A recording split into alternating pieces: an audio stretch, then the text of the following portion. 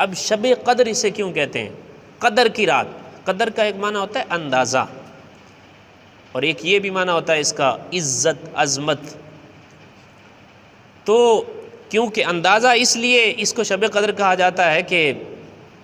اس رات میں تمام کاموں کے جو ہیں وہ اندازے لگا دیے جاتے ہیں اور فرشتوں کو کے سپرد کر دیا جاتا ہے، تو یوں بھی اس کو شب قدر کہتے ہیں۔ اور پھر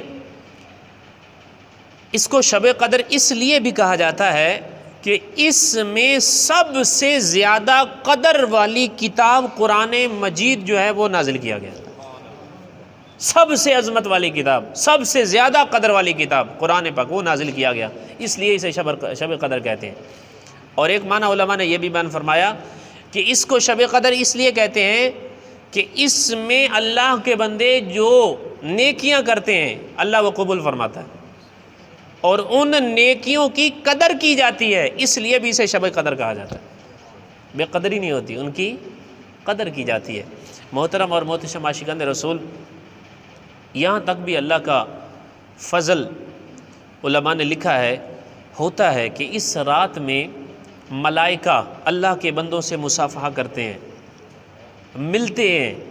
ان کے لیے دعائیں کرتے ہیں، فرشتے دعائیں کرتے ہیں، ان کے اوپر سلام بھیجتے ہیں، دعائیں کرتے ہیں۔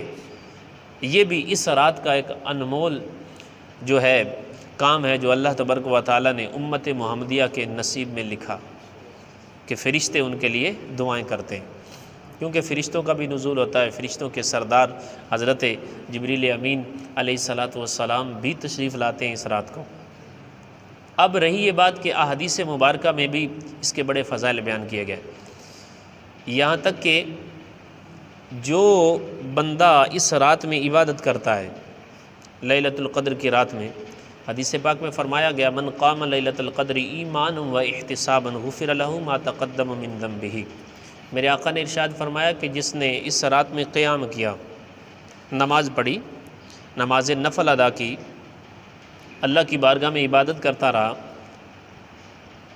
ایمان اخلاص کے ساتھ اور ثواب کی طلب لگاتے ہوئے، ثواب کی امید پر،